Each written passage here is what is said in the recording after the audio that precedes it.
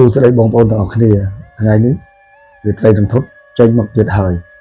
អេដមីនណារិតមានសាច់រឿងផ្ទាល់ដែលពាក់ព័ន្ធនឹងជាមួយនឹងខាងប្រពន្ធខ្ញុំដូចជារឿងរន្ធត់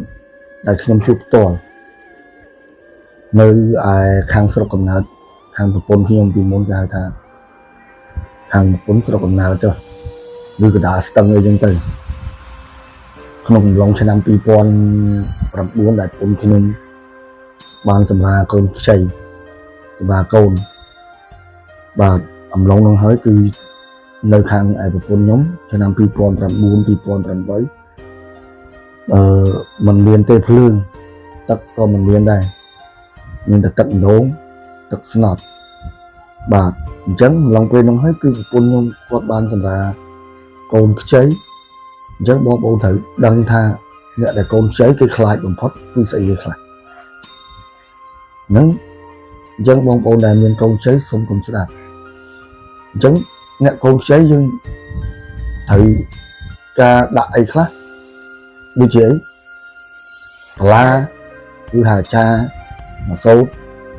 ធរឬក៏នឹងសូត្រអីទេក៏តែមិនក៏អត់ច្បាស់ដែរអញ្ចឹងហើយមកសូត្រគូសញ្ញាខ្វៃសញ្ញាអីចឹងទៅ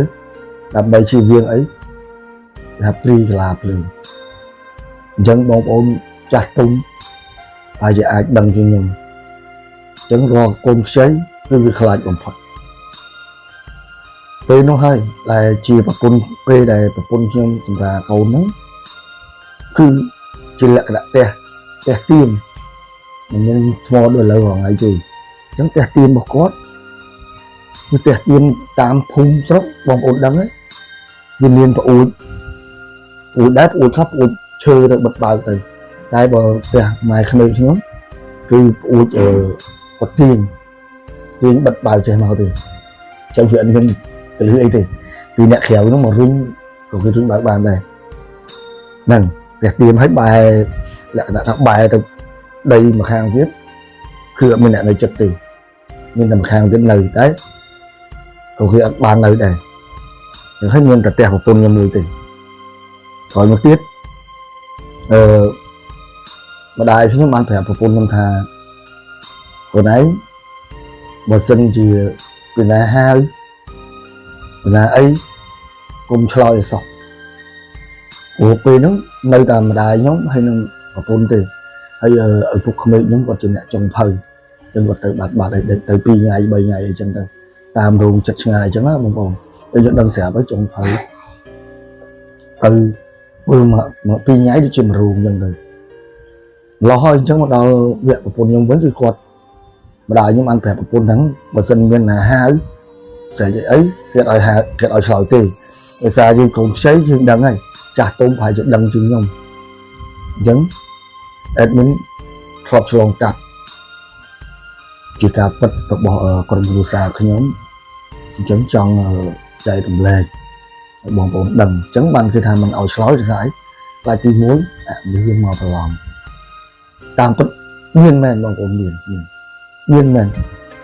ហើយឡើងគឺប្រពន្ធខ្ញុំសម្រាប់នៅលើខែហ្នឹងអាំងភ្លើងពីក្រោមតិចហ្នឹងគាត់សម្រាប់លើខែទៅតែយើងអាំងខ្ជុំហ្នឹងគេដាក់ទៅក្រោមខែហ្នឹងគេថាហៅអាំងភ្លើងចុះ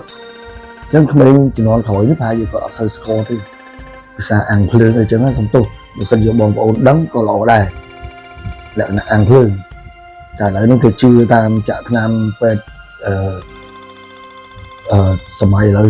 សម័យទំនើបអញ្ចឹងមិនមែនហ្នឹងមិនឲ្យជឿពេទ្យសម័យទំនើបហើយក៏ឲ្យចោលក្បួនបុរាណទេនេះតាំងពីបរមបុរាណសម័យទំនើបក៏យើងជឿបុរាណក៏យើងជឿ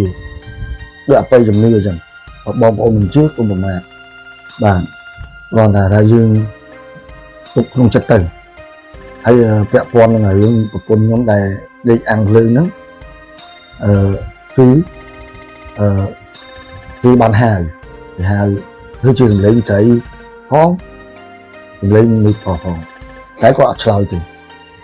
នឹងគាត់អត់ឆ្លើយទេដោយសារអីបានម្ដាយផ្ដាំផ្ញើហើយគាត់ទៅពេលម្ដាយខ្ញុំមកពីស្រុកវិញប្រពន្ធខ្ញុំឡើងងល់ប្រធាក់បាត់ហើយគាត់កូនខ្ចីអញ្ចឹងខ្លាចមែនតើអញ្ចឹងបកសុំផ្ដាំផ្ញើអេដមីនសុំផ្ដាំផ្ញើបងប្អូនដែលមានកូនខ្ចីក គុំទឹកប្រពន្ធចោលម្នាក់ឯងសោះយូរអត់បានទេវាខ្លាចមួយហើយទៅទៀតខ្ញុំបានដេកយូរសពខ្ញុំបានមកខ្ញុំបានដេកយូរសពប្រពន្ធខ្ញុំកូនស្រីខ្ញុំមកដេកចឹងទៅយប់ឡើងដេកយូរសពអានោះកើតហេតុឡើងហើយដល់ចាប់ដល់មកយប់ឡើងឬក៏ស្អែកខាងស្អែកចឹងបានមកដេកប្រពន្ធខ្ញុំព្រោះខ្ញុំចូលធ្វើការដែរចឹងណាធ្វើការនៅឆ្ងាយអីចឹងទៅហើយខ្ញុំក៏សៅរ៍ទឹកខ្ញុំក៏ត្រឡប់មកផ្ទះដេកជួយលើប្រពន្ធមើលទៅជួយបោកកតោបក្រុងអីចឹងទៅជំនាន់ហ្នឹងគឺគេប្រើអត់មានខោទឹកនោមទេnóមិនខោទឹកនោមទេគឺមានកណាត់យើងកាត់ជាងថៃកោនទេហ្នឹងបងប្អូនអាយុ30ជាង40ក៏ដឹងហើយតែថ្មីឥឡូវគាត់ប្រហែលជាអត់ទាន់ទេ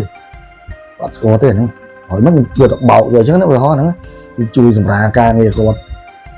បោកតូបអាចកូនអីចឹងសុំនិយាយអាចចុះតែលឺមួកកូនក្មេងអញ្ចឹងណាហើយស្រងអីចឹងទៅតែអាវដៃវែងឲ្យកូនប្រពន្ធស្រោមជើងស្រោមដៃអញ្ចឹងទៅហើយយប់ឡើងនឹងយើងចូលដល់យប់វិញយប់ឡើងខ្ញុំដេកលក់ទៅតែសាប់សស្រាប់ដេកលក់បងប្អូនដឹងមិនខ្ញុំក៏យកសពព្រោះតែខ្ញុំនោះវានៅបែរមុខទៅកើតអញ្ចឹងយើងស្ដាំដៃទៀតបន្ទប់ពុនខ្ញុំហ្នឹងមានអួតទៅស្ដាំដៃហ្នឹងប្រៃសុកហើយខ្ញុំដូចទៅសពឃើញអាក្រក់មែនទេមិនដឹងថាមិនអីមិននិយាយចំដូចចាស់ពីមុននិយាយមកអូព្រឺរវល់ខ្លាចចង់ពីរវល់មែនទេបងប្អូនមិនស្អីដូចយកសពឃើញនៅឈរក្នុងដីគេហ្នឹងសពាក់សអញ្ចឹងណាសក់ចង់ដល់ដីហើយភ្នែកឡើងក្រហមសងខាងមកពេលម្លងពុនខ្ញុំកូនស្រីហ្នឹងឈរមកមើលមកហើយខ្ញុំនេះភ្ញាក់ឡើងនិយាយចឹងហើយវាមើលយើងហើយចឹងដេកមកមើលពីក្នុងដីហ្នឹងមកដល់ជើង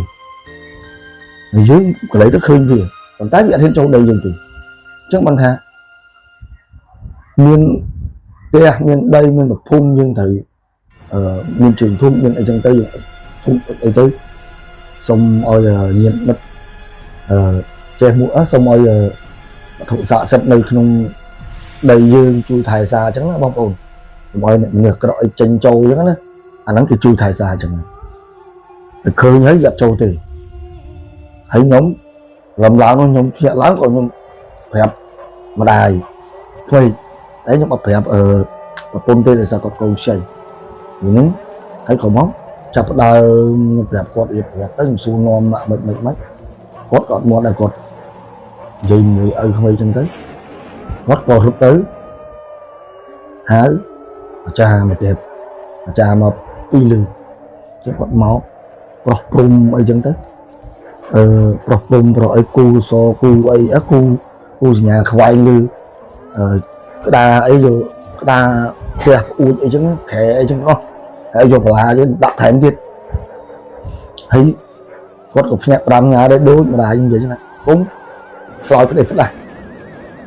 ពេលថ្ងៃក៏ដោយយប់ក៏ដោយហាមអញ្ចឹងរឿងនេះជារឿងពិតរបស់ admin បទពិសោធន៍តែជួបផ្ទាល់អញ្ចឹងសូមចែករំលែករឿងអមនុស្សមិនមែនអត់មានទេមានបងប្អូនប៉ុន្តែកាលណាដែលយើងអភិសិយយើងអាចជួបទៅហើយនឹងបញ្ហាមួយទៀតកូនខ្ចីងាយជួបបំផុតពួកនឹងគឺមកហើយអញ្ចឹងតើយើងប្រយ័ត្នប្រយែងអញ្ចឹងadmin សូមអរគុណជម្រាបលាបើសិនជាមានការខុសឆ្គងកន្លែងណាត្រង់កន្លែងណាមិនពេញចិត្តសូមខន្តីអភ័យទោស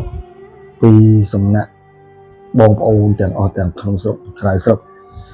នេះជាសាច់រឿងផ្ទាល់របស់ admin នៅមានសាច់រឿងច្រើនទៀតដែលខ្ញុំជួបផ្ទាល់ប៉ុន្តែក៏ជាពេលដែលសូមលាទាំងអស់គ្នាបងប្អូនអរគុណច្រើនជំរាបលា